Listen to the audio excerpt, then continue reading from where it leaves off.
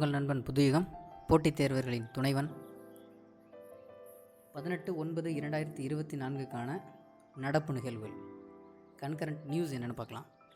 DPIIT to launch Bhaskar, a revolutionary platform for India's start up ecosystem.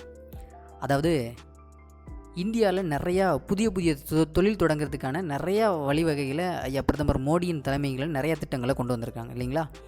அதோட ஒரு முன்னெடுப்பு தான் வர்த்தக மற்றும் தொழில்துறை அமைச்சகத்தின் கீழ், department of industry and commerce கீழுள்ள தொழில் மற்றும் உள்நாட்டு வர்த்தகத்தை மேம்படுத்துவதற்கான துறை தான் DPIIT அப்படிங்கிறது. ஸ்டார்ட் அப் இந்தியா திட்டத்தின் கீழ் Bharat start up knowledge access registry, அதான் பாஸ்கர் அப்படிங்கிறது என்ற புதிய டிஜிட்டல் தளத்தை தொடங்க உள்ளது. ஸ்டார்ட் அப்கள், முதலீட்டாளர்கள், வழிகாட்டிகள், சேவை வழங்குநர்கள் மற்றும் அரசு அமைப்புகள் போன்ற முக்கிய பங்குதாரர்களுக்கு இடையேயான ஒத்துழைப்பை மையப்படுத்தி நெறிப்படுத்துவதன் மூலம் இந்தியாவின் தொடக்க சூழலை வலுப்படுத்துவதை இந்த முயற்சி நோக்கமாக கொண்டுள்ளது. புத்தாக்கம் மற்றும் தொழில் முனைவோர் ஆகியவற்றில் உலகளாவிய தலைவராக ஆவதற்கான இந்தியாவின் பார்வையுடன் இது ஒத்துப்போகிறது. இது ஸ்டார்ட் அப் இயக்கத்தின் நாட்டின் உறுதிப்பாட்டை மேலும் அதிகரிக்கிறது. அதாவது எப்போதுமே இந்த ஸ்டார்ட் அப் சிஸ்டம் அப்படிங்கிறது புதுசாக நிறையா தொழில் தொடங்குறதுக்கு இளைஞர்களுக்கான வாய்ப்பாக இருக்குது. அதில் தான் நம்ம இந்த MSME செக்டர்ஸ் இதெல்லாம் சொல்லுவோம் இல்லையா, அந்த மாதிரி தான். அதுக்கு இவங்களே இப்போ புதுசாக ஒரு சிஸ்டத்தை தொடங்கியிருக்காங்க. அதுதான் பாஸ்கர் அப்படிங்கிற திட்டம், Bharat start up knowledge access registry அப்படிங்கிறது. இந்த டிஜிட்டல் தளத்தின் மூலமாக இன்னும் நிறையா, ஏன்னா இப்போ ஒரு தொழில் தொடங்குறோம் அப்படின்னா அதுக்கான ஐடியாஸ் வேணும், அதுக்கு நிறையா சப்போர்ட், முதலீடர்கள் தேவை, அதுக்கு வழிகாட்டுதல் தேவை. இவ்வளோக்கும் சேர்த்து தான் இந்த டிஜிட்டல் தளத்தை உருவாக்கியிருக்கிறாங்க, பாஸ்கர் அப்படிங்கிற திட்டத்தை. சரிங்களா? Okay, next. HDFC Bank aim to boost income of 5 lakh marginal farmers by 2025 under Parivartan. இந்த பரிவர்த்தன் அப்படிங்கிற ஸ்கீம் வந்து கிட்டத்தட்ட 2014 தொடங்கிட்டு இருக்கு. மிகப்பெரிய ஒரு வெற்றிகரமான திட்டம் தான். இன்னொன்று, இந்த திட்டத்தின் கீழே தான் நம்ம ஸ்வச் பாரத் அபியான் அப்படிங்கிற தூய்மை திட்டமும் இதனோட டைப் பண்ணி தான் நிறைய தூய்மை இந்தியா திட்டத்தையும் செயல்படுத்தியிருக்காங்க நம்மளோட HDFC பேங்க்கு.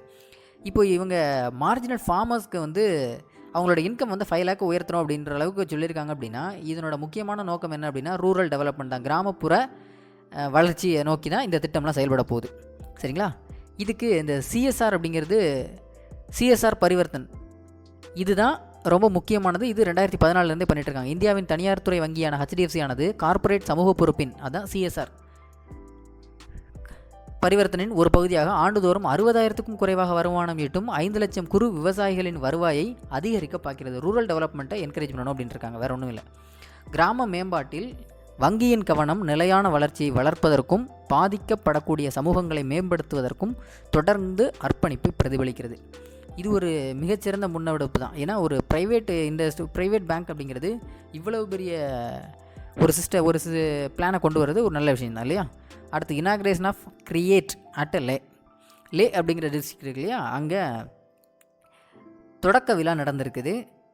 இந்த MSME, இந்த தொடக்க விழாவில் யாரெல்லாம் பங்கெடுத்துக்கிட்டது அப்படின்னா மத்திய MSMEக்கான மைக்ரோ ஸ்மால் மீடியம் என்டர்பிரைஸுக்கான மத்திய அமைச்சர் ஸ்ரீதன் ராம் மஞ்சி, லே அப்படிங்கிற மாவட்டத்தில் நடந்த மெய்நிகர் பயன்முறையில் தொழில்நுட்பத்தின் மூலம் கிராமப்புற நிறுவன முடுக்க மையத்தை, அதுதான் கிரியேட் அப்படிங்கிறத திறந்து வச்சுருக்காங்க. இதில் நிறையா முக்கியமான தலைவர்கள்லாம் கலந்து வந்திருக்காங்க. இதில் என்ன பண்ண போகிறாங்க அப்படின்னா, இப்போ நம்மளோட ஒட்டுமொத்த தேசத்தோட வளர்ச்சி அப்படிங்கிறது ஒவ்வொருத்தரோட வளர்ச்சி. அதுவும் முக்கியமாக மகாத்மா காந்தி ஐயாவே சொல்லியிருக்கிறாரு, நம்மளுடைய வளர்ச்சி அப்படிங்கிறது கிராமப்புறங்களில் தான் இருக்குது. அப்போ கிராமப்புற தொழிலை மேம்படுத்தணும் அப்படின்னா அந்த நாடு மிகச் செழிப்பானதாக மாறும் இல்லையா. அதே மாதிரி தான் இங்கே லே அப்படிங்கிறது நம்ம லடாக்கில் இருக்குது இல்லையா, அந்த லடாக் காஷ்மீர் ஏரியாவில்.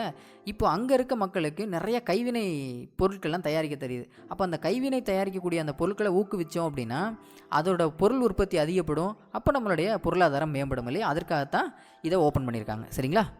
Okay, next. Jagdeep Dhankhar inaugurates Samvidhan Mandir at industrial training institute at மகாராஷ்டிராவில் கிட்டத்தட்ட 433 இண்டஸ்ட்ரியல் ட்ரைனிங் இன்ஸ்டியூட்டை தொடங்கியிருக்கிறாங்க.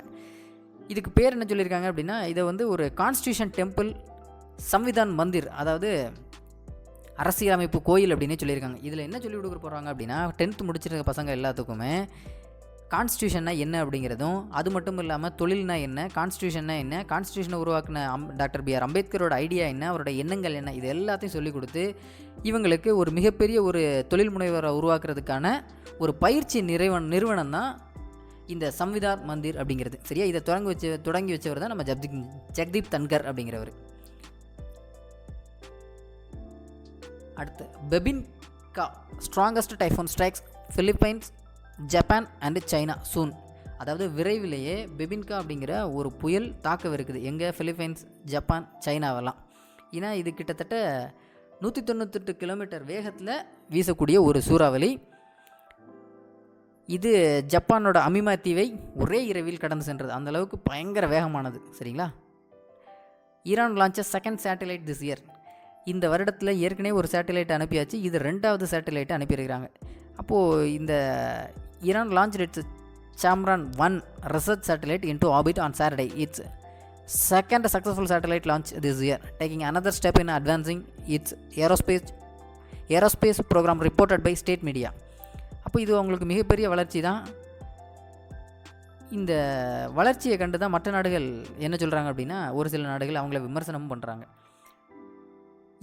இவங்க பயன்படுத்திருக்க இந்த டெக்னாலஜி அப்படிங்கிறது மிசைல் டெக்னாலஜியை சேர்ந்தது.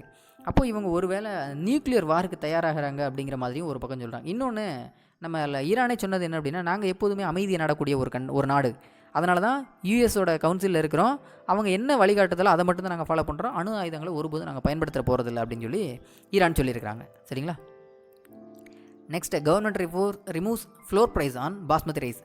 இந்த ஃப்ளோர் ப்ரைஸ் அப்படிங்கிறது தரை விலை, இதை ரிமூவ் பண்ணிட்டாங்க பாஸ்மதி ரைஸில். எதனால் அப்படின்னா, ஒரு ஏற்றுமதி அதிகப்படுத்தணும் அப்படின்னா அதுக்கு இந்த மினிமம் எக்ஸ்போர்ட் ப்ரைஸ்னு ஒன்று இருக்கு இல்லையா, இதை இப்போ ரிமூவ் பண்ணியாச்சு அப்படின்னா இன்னும் எக்ஸ்போர்ட் வந்து அதிகமாகும். எக்ஸ்போர்ட் அதிகமாச்சு அப்படின்னா விவசாயிகளுக்கான வாழ்வாதாரமும் அதிகமாகும் இல்லையா, வாழ்வாதாரம் நல்ல செல்வ செழிப்பாக இருக்கும் இல்லையா. அதனால் நம்ம கவர்மெண்ட்டு ஒரு நல்ல விஷயமா இந்த ஃப்ளோர் ப்ரைஸை ரிமூவ் பண்ணியிருக்காங்க. இது உண்மையிலே வரவேற்கத்தக்க ஒரு செயல் தான்.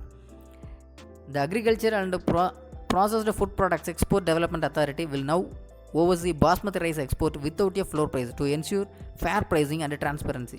நல்ல தெளிவாகவும் ஒளிவு முறை இல்லாத ஒரு ஏற்றுமதியை கொண்டு போகிறதுக்கான ஒரு திட்டமாக தான் இது இருக்குது. சரிங்களா.